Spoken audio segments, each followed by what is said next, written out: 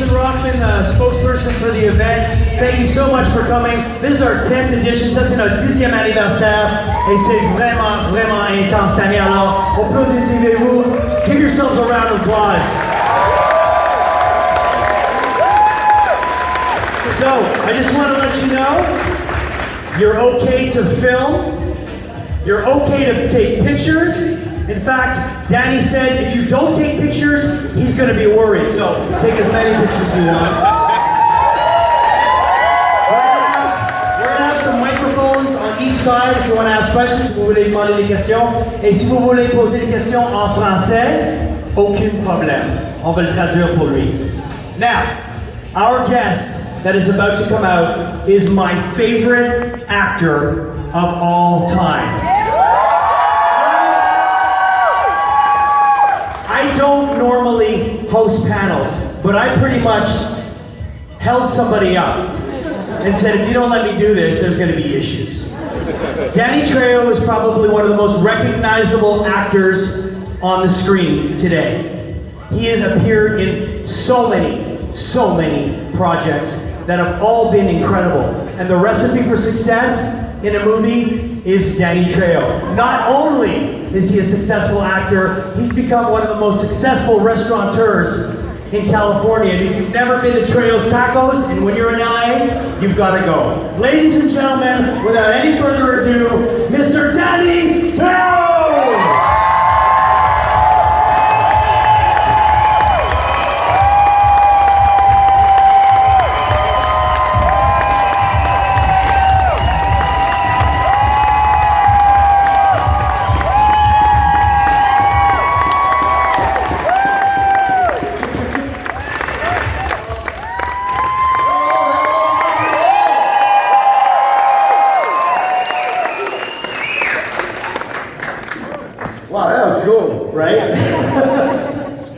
So I had a chance to talk to you a couple of days before you got to Montreal, and we were talking about you coming here. And I think the thing that I got from you, and this is just through the telephone, this is one in person, was just the energy of love from you. It's all about love from you. Yeah. and I think a lot of people might think that you're that you're somebody that you're not. You're one of the nicest guys I've ever met. I was told by a guy named Eddie Bunker when I first got into the business in 1985. He said, Danny, you can't get mad at people, because when other people get mad, it's like their face says, I'm mad at you. But when you get mad, it says, I'm going to kill you. And then I'm going to go find your dry cleaner and kill him.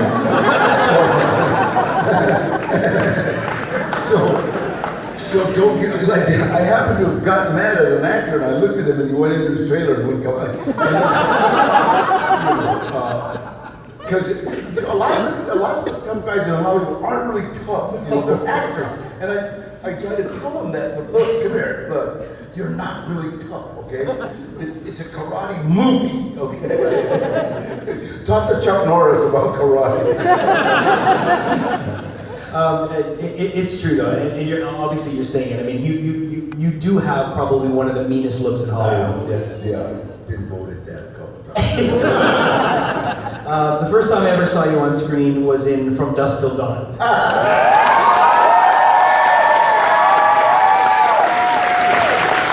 This bar is for bikers and truckers only.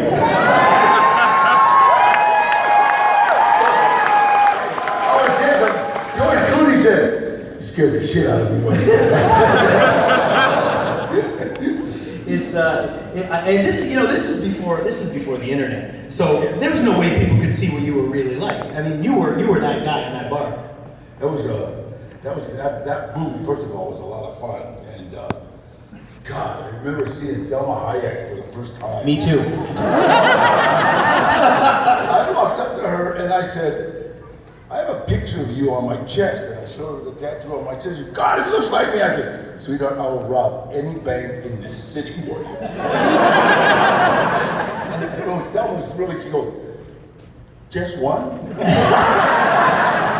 I mean, listen, that scene when she's on that bar, I mean, It's You know what? It's so funny because when she's pouring that wine on her foot, yeah. and Quentin is drinking it, if you look in the audience, every guy in the audience is going. And it's pretty well documented that Quentin does like feet. Oh God! Why do you think you wrote that in there? You know, you've been in so many things. You crossed generations when you were in Spy Kids. Yeah. Believe it or not, I have heard, Mommy, look, the man from Spy Kids in like 50 different languages, all over the world. You know, that was an amazing genre of movies. It was 4 of them, and I was in all 4 of them. You know, so it was like a lot of fun. But I think one of the coolest things is I watch a lot of movies at my house, and I've got an amazing 14-year-old and an amazing 11-year-old. But my 14-year-old and I, we really gel on movies because there's stuff I can show him now. And we watched Fanboys together, and I forgot you're in Fanboys. And then we watched Heat. Yeah, the Chief. And then we watched Heat, and you were in Heat. And it just blew my mind how in 1 week we watched 2 movies and you're in both of them, and I had forgotten you were in them. You've been in so. Do you know how many things you've been in? I think IMDb has me at 380 something.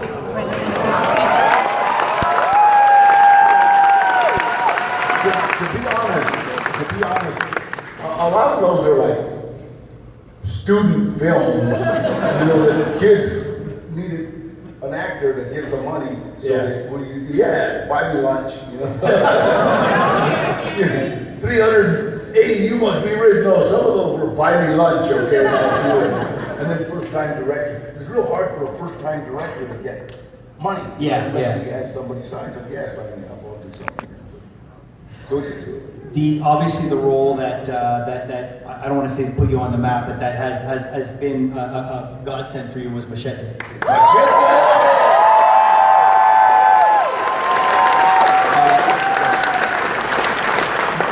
When we spoke, you told me you've been in 11 movies with Robert Rodriguez. Yeah. How different were things from before Machete to after Machete? Well, when we did Desperado, he had just gotten some money. He did a movie called Mariachi. Right. And it was basically Desperado on a $180 budget. Yeah. You know, I think he did it for $6,000 or something, right? And used his cousins and then when the studio saw it, they gave him some money to do Desperado. That's when he called me, and we from there. It's like, I mean, he did stuff like for what do you call it? For like a crane shot or something. He would just like hang the camera. Yeah. Come on.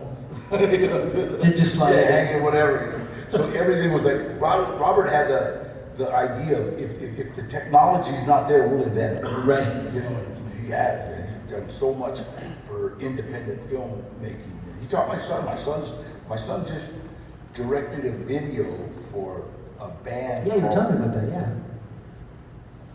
Hold on. Oh, he's never a band called Saint Chasers, Saint Callers. Right, and you had mentioned that they went on tour with Ozzy Osbourne. They were on tour with Ozzy Osbourne and the Foo Fighters. So wow. He got to like film them, you know. I tell you, it's cool. Well, listen, I know a lot of you guys want to ask some questions, so if you guys have any questions for Danny, there should be microphones on each side if you want to line up, and we'll take them. Somebody better ask a question. You don't want to get him angry, that's for sure. Oh, but really, and the other thing too, I mentioned it when we came out, if you guys are ever planning to go to California and planning to go to Los Angeles, you need to eat at one of Danny's restaurants. Has anybody here been to Trails Tacos? Raise your hand. Hey, wait a minute, hold on. On 3, everybody yell, Robert Rodriguez, let's do Machete 3. 1, 2, 3. Robert Rodriguez, let's do Machete 3.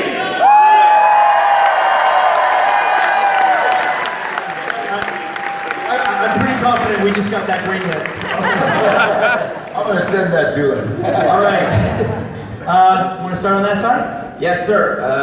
First of all, I liked your appearance in Def Jam Fight for New York, which is the follow-up to Def Jam Vendetta. But my question is about the first movie I saw you from. It's called Con Air, and you were playing 123.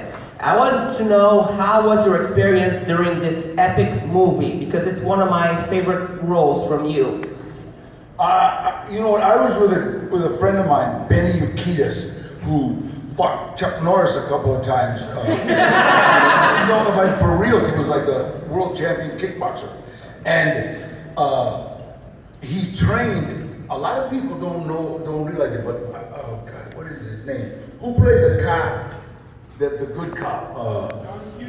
John Cusack. John Cusack. John Cusack is a bad mother. People don't know it. But no, he can fight. I mean, because Benny trains him, right? He can fight. And so, Con Air, they got all the wannabe tough guys in Hollywood and put them all together. So everything was like a competition. If you spit, somebody would spit further. 40 spitters. You know? Everything was a competition, right? And Benny, knowing that I wasn't a good sport, at lunch when everybody started playing their games, he would get me and we would go meditate. He said, "Come on, let's go get out of here." I said, "Why, Benny? Let me play." No.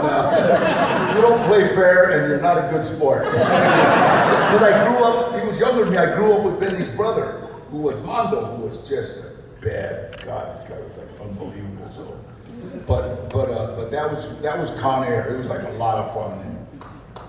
Thank you. Call you Johnny.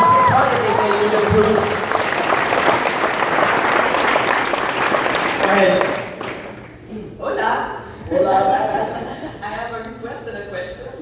My request is please bring your tacos to Montreal.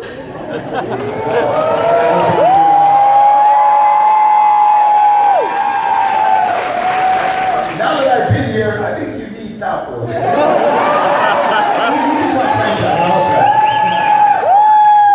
And the question was, what's the status of Machete in space? Is it happening? Yes. We're sending a message to Robert Rodriguez right now. Yes. Now. Cool, thank you.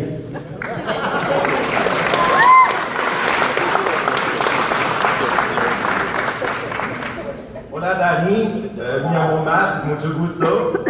And I would like to know, like you've been on so many sets, like even last night I was watching Brooklyn Nine-Nine, and you surprised me as Rosa's father. I was like, wow again. And I would like to know on which set did you have the most fun, or which set of movies did you have the most fun playing or acting, or just like your colleagues and co-actors? I think I would have loved my check even if I wasn't in it. Hold on. Bear with us, he's trying to call somebody.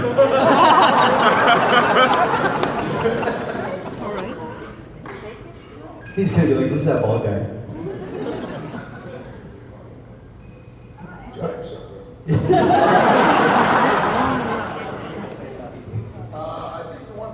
I would have loved Machete even if I wasn't in it. I just love that movie. I love the action genre. I love the action genre. I love the action genre. I love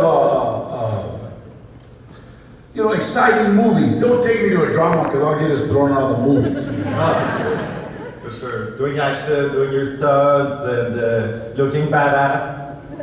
Love badass. That whole genre was a good movie. That's actually where I got into the restaurant business. Was in a movie called Badass. Okay. Yeah, I remember that one. Ash, one of the producers, saw that I enjoy food, and so he said, "Why don't you open a restaurant?" Jokingly, I said, "Trejo's Tacos." So he brought me a business plan. And being the smart businessman that I am, I took it to my secretary and told her, "Read this." I took it to my agent, Gloria, I said, "Read this." And they kind of said, "This is a good deal. You can't lose here." So the first restaurant we opened was on La Brea in Los Angeles, Trejo's Tacos. Thank you, Danny. Now all together we got 5. 5 races. We're still going. And the thing is that, like we've talked about this, a lot of actors and celebrities will put their names on restaurants, like Gene Simmons has the Kiss restaurant. But your food is good. Yeah. Like every time I'm there, I go eat there. I make sure I always send like 3 or 4 of my friends to the restaurant and say, go buy food, go eat, and see how it is. And they give me a report. They all want to know, shall I wear a wire? Do you want me to wear a wire? Go and order food. So they tell me, the service was good, food was good, and I eat there all the time. I get free food. Go ahead. Yeah. Before there wasn't much, now there's a lot of actors of color, and you were one of the first that actually had a second chance to make it in the movie with the past you had. So what do you think would have been if you didn't have this opportunity? Well, I was a drug counselor before I got into the movies. Before that, I was an armed robber. But I was a drug counselor. When I got out of prison, I became a drug counselor, and I did that for like 17 years. And I still work for Western Pacific MedCorp. We detox heroin addicts, so I still work for them. So I would have been like, I think that people that work in service of helping others, I think is the most important job in the world, because that's what I think the good Lord wants us to do, is take care of each other. So, and that's what I dedicated my life to. Thank you.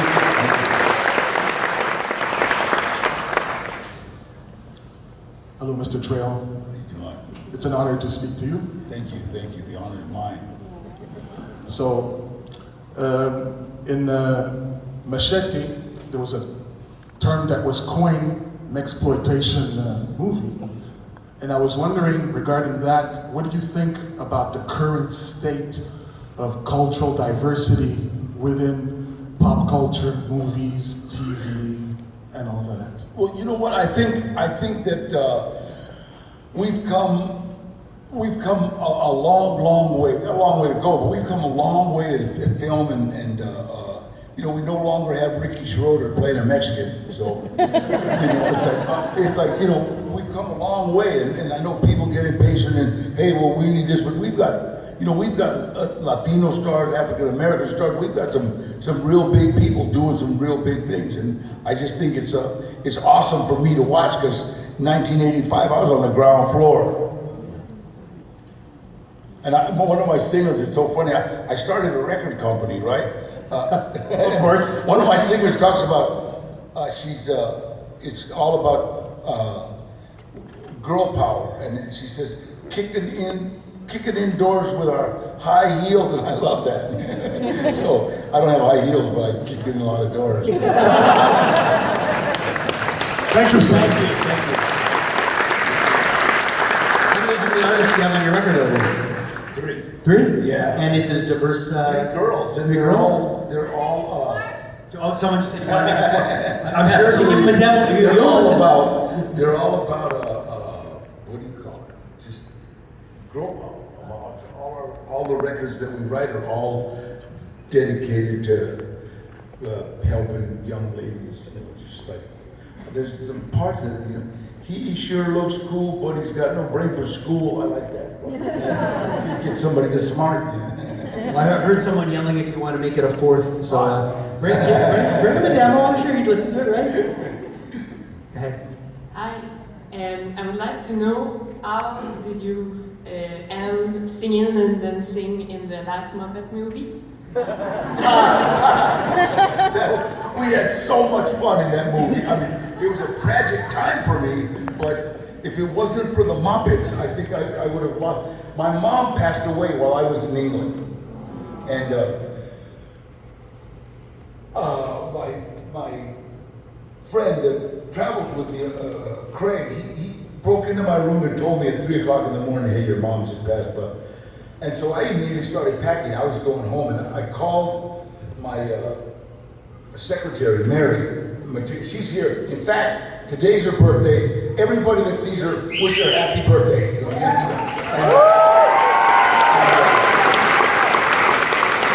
and so she just went to the Harley Davidson store to pick up shirts for me, for my crew back there, because they all ride Harley. So anyway, and so my mom passed away, and I'm packing, ready to go, and then I called her, and she said, don't, stay there, finish your work, we're taking care of everything, don't worry. And you know, if I had left, I'd have cost, I had to pay a lot of money, and it would have cost people a lot of money and a lot of jobs. So I stayed another week. And when my dad passed away, I just froze up. I wouldn't cry, no feeling whatsoever. I just took care of everything. And my mom told me, you know what, you better not do that when I pass away. I said, shut up, and I'll die before you. And then when she passed away, I did the same thing. I completely froze up. And everybody was coming up saying, oh God, we're so sorry. It's all right, I'm fine. It's okay. No, don't. Like a rock, just a rock, right? My mom, I know she was in heaven, and I know she got pissed off. And she said, no, not for me. She said that damn little frog, Kermit, with the guy, and he comes up and said, I'm really sorry about your mommy. Like, you know, he does his little, wow! Me and Kermit ran for the bathroom, and we just cried. And I know my mom was laughing. Thank you for that. Thank you. Hi. My first time I saw you in a movie was From Dusk Till Dawn, which I watched when I was probably way too young for it. Especially with like some of the scenes in there, but it was a great time. But after that, you played yourself in Call of Duty Zombie map. Yeah. And like for a while, my dad thought I was always watching Danny Trejo movies because we're just in there screaming at zombies. He's like, no, I'm just playing games. Like, yeah, because that's the thing. Even if you were not playing like on screen, just the voice, you still managed to be a badass anyway, which like was really impressive. So my question is like, have you ever done like more like just voice acting stuff? Like, yeah, I was in Rick and Morty. Like the Jaguar. I've done a lot of voice, and I love it because you can just like show up in pajamas, no makeup, just show up and read, you know. So it's like I've done a whole lot. I was in a movie called The Book of Life. I killed 3 bulls at one time. Thank you. thank you. And you weren't too young, because my daughter was like 6, and when we were screening that, she jumped up and said, whoa, your eyes went into the pool pockets. Yeah, but when Cheech Marin is advertising the bar, that's a little bit.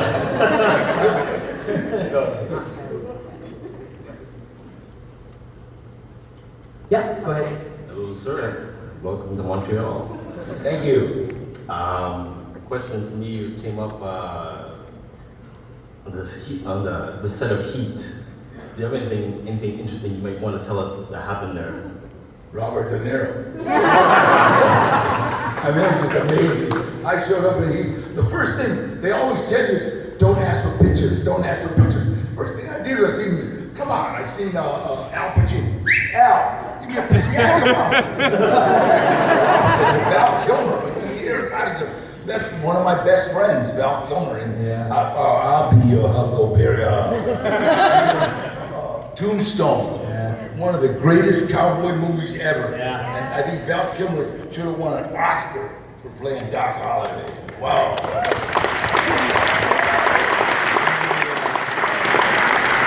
The shootout scene in Heat is probably one of the best shootout scenes ever You know filmed. what? We actually stopped traffic on the Harbor Freeway, the busiest freeway in Los Angeles. When the bullets started going, everybody stopped. The freeway just stopped. Nobody knew what was happening.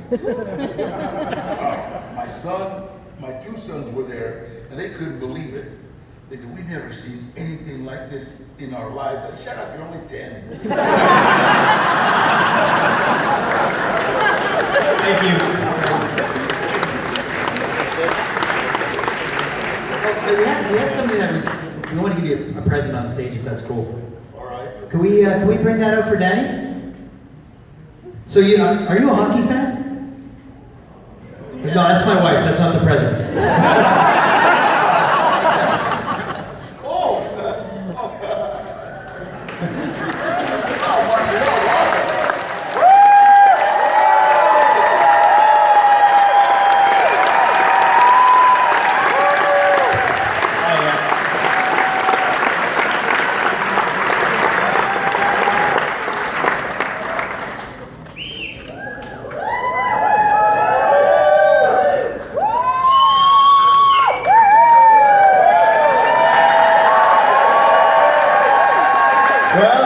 I think it's safe to say that we found the defenseman we needed. Thank you. It's badass, right? And fight strap one too. Is Jay and Silent Bob? Oh yeah, Kevin Smith. Yeah. Well, when he came to Montreal, he came out wearing one for 2 seconds, and then he took it off right away. Because I'm not keeping this on. This is just for you guys, and he took it off. I did The Flash. Yeah. He directed it. You know, he was the director, so it was like so cool. He's one of the nicest guys in the world. And so is Jason Mewes. Jason Mewes is my duck. I can't remember their name. Question.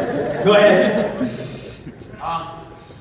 As one who has seen Breaking Bad, how can anyone forget your death? Breaking Bad? Being decapitated. Tortuga! Being decapitated by a mother effing machete and placed on the head, and having your head placed on a turtle. Machetes are part of my life. Of course. It's funny because my agent said, well, you're going to do one of Hollywood's first. I said, what? She says, you're going to cross the desert on a tortoise. I said, that'd be a pretty big tortoise. Well, it's just your head. I said, has anybody else in Hollywood ever done that? I said, no. Okay, we'll do it. And he's got the picture if you'd like to get it signed in his booth. I saw it. Thank you. You're very welcome. See you soon. Yep.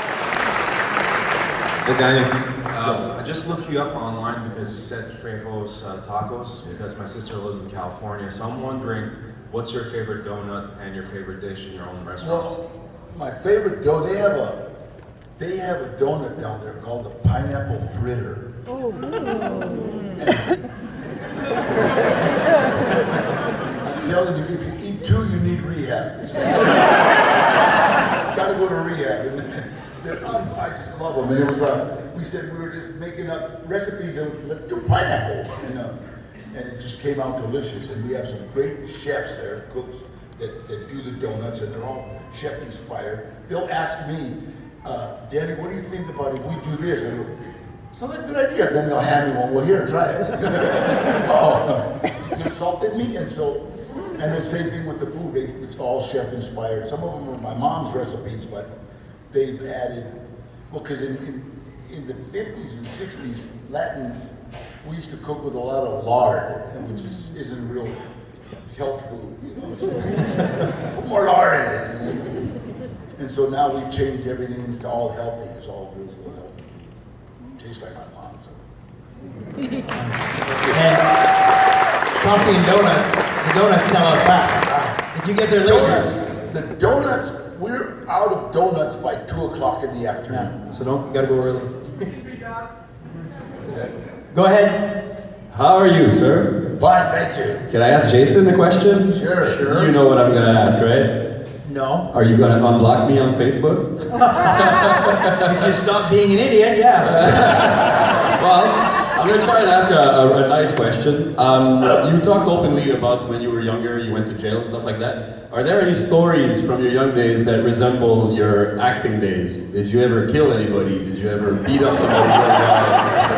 This is why he's blocked on Facebook. The Statue of Liberty never ends on the statues of, what do you call it? Statute of limitations. Yeah, they never end on murder. So you don't like talk about that stuff. And in case you don't know it, and it's like, I'm writing a book. They're writing a book on my life. Me and the guy named Donald Logue, who who I've known for a long time, and he's on Gotham. Yeah. People from Gotham here. And so we're writing a book, so it's going to be kind of a lot of fun. My life is really interesting to a lot of people, but me, you know what I'm saying? And a couple of times, directors have said, Danny, this is what I want you to do. I want you to kick in this door, and you have a sawed-off shotgun, and you're going to rob this poker game, and they're studying. So I do it, and then they say, cut, where did you study? I go, Bonds, Safeway, Bank of America.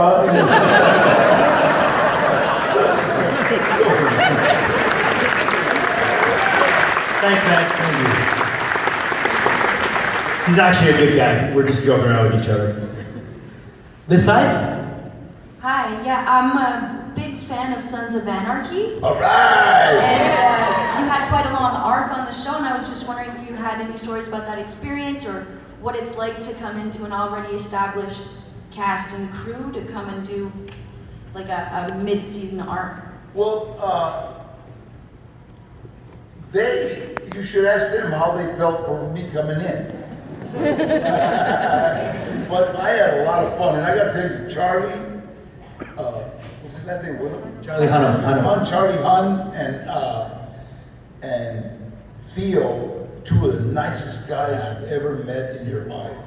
They're so humble, and they became stars like immediately. I mean, Sons of Anarchy just put them, and anybody that gets that much attention that quick usually sucks. Don't even want to be around. And these two are so humble and unbelievable. I had a birthday party and I just invited them. They showed up. You know? They were like, you're so sweet. And we really had a good time with all my friends. And my friends scared them, but they were. We got some guy named Chewy, 6 foot, almost 300 pounds. Hey, you're in the movies, Holmes.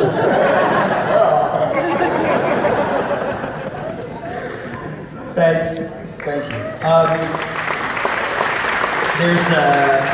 There's the spin-off that Kurt Sider's doing, Mayans. I'm the dirty DEA agent. So you're you're a Mayans? Oh yes.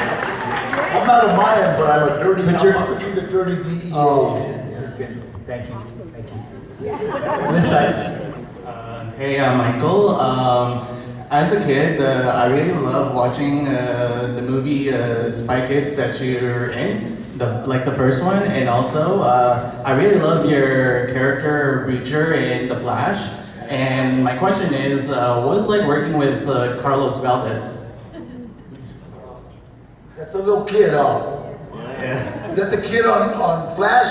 Yes, that's he's cool. He's a cool little kid. He's a youngster, but he's really a nice guy, and he's pretty humble, and it's so funny because I was chasing him, right? And he kept saying, "Please don't catch me." Shut up. He's a really good kid, man. And again, it's like I think he lives in New York. And he flies back and forth to Vancouver. Okay, Vancouver. They should have Vancouver. Yeah. Oh, nice. Thank you. Thank you. Thank you. Hi. First of all, thank you so much for being here. Thank you. So I enjoy pretty much everything you've been in, like Machete, and I was really happy to see you in The Flash. But one of my favorite roles of yours was the ghoul Raul Tejada in Fallout New Vegas. And I was wondering, how was your experience working for that game? Well, you know what? I gotta tell you, I'll stop you, because after 380 movies, they all kind of run together. Sometimes I'll be watching TV and I'll go, "Hey, I'm in this." I'm speaking French. And the Brady Bunch commercial. The what? The Brady Bunch commercial. Oh God! That is just. I'll never forget that as long as my agent. She said, "Danny, we've got a Super Bowl commercial." I said, "What? That's That's like the holy grail for an actor. More people watch the Super Bowl than the Oscars. And a lot of people just watch the Super Bowl for the commercials. Yeah. And I said, we do. She said, one problem. I said, what? She said, you have to play Marsha Brady. I said, Super Bowl? Yeah. Good money? Yeah. Marsha? So, me and Steve Buscemi, who was a good friend of mine, we just had a blast doing that. It was like a lot of fun. We just played all day. And then I went, because like when I go into Home Depot, you have a Home Depot, right? Yeah. Home Depot, it's like all the Mexicans stand outside of Home Depot, right? So I to get jobs, and I walk in there, and they go, Machete, hey, Machete, all right, Machete. Now I walk in and go, Marsha, Marsha. So I went from the baddest guy on the planet, Marsha Brady. Machete, to Marsha Brady. We have 5 minutes, so we'll try to get through who we have up here.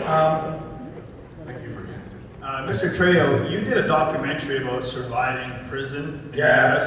Have you received any positive feedback about the input that you presented to the... A lot of positive feedback from all over.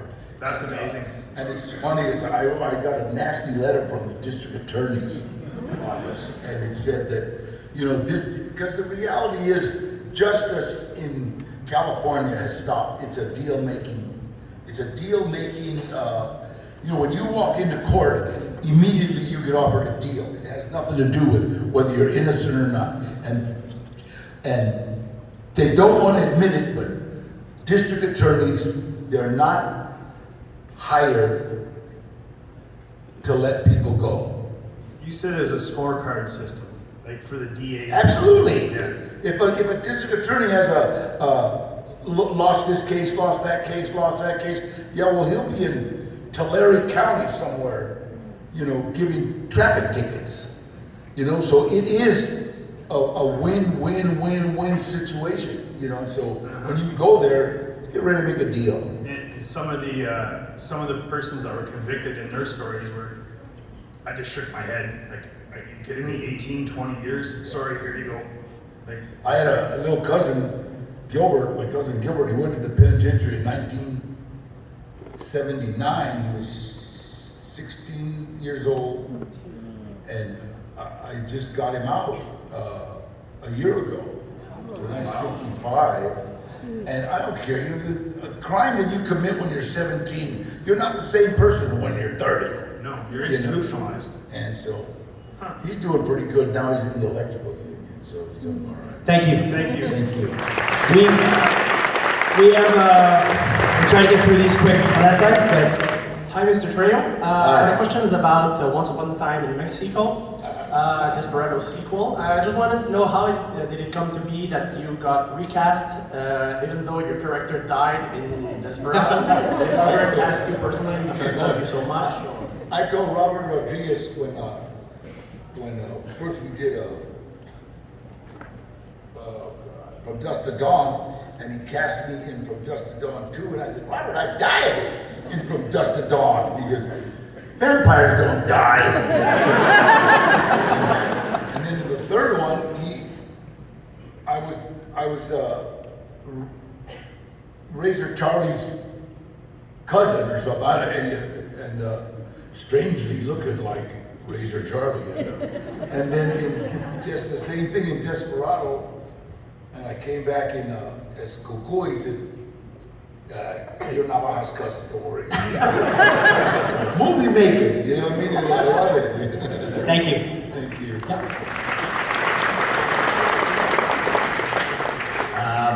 Danny, I know we all know that you've been pretty much in every movie in cinematic history, pretty much.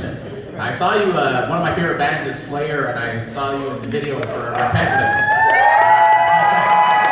So I was wondering what it was like to work with those guys. I gotta tell you though, Slayer, I was gonna do the first Slayer video, and my daughter was with me. I said, Danielle, you wanna go with me to the Slayer video? Yeah. Because to be honest, I didn't know who Slayer was. And so as we're walking up to the county jail where we filmed this, the Women's County Jail. It's empty now. They used it for movies. We walked up, and all the guys from Slayer jumped up and, oh wow, Trejo, oh man. And my daughter, she was like 19 years old. She looks at me and goes, wow, Dad, you really are cool, huh? Thank you. Guys, I'm sorry, that's all the time we have. You want to cut him off? I want to cut him off. Yeah, another question. One last one, that's it. You don't want to cut him off. One last one, the lady that was standing there. Go ahead, quick. Go ahead. I'm sorry if it has been asked before because I was late. Okay. Dead on Tombstone, I love that movie by the way, and I was wondering what was it like to work with Mickey? Say it again? Mickey Rourke. Oh, it was like, oh my God, Mickey. Me and Mickey have been friends for years. I was helping Mickey box when he was trying to box. Actors are weird. Guys, big hand for Danny Trejo, come on.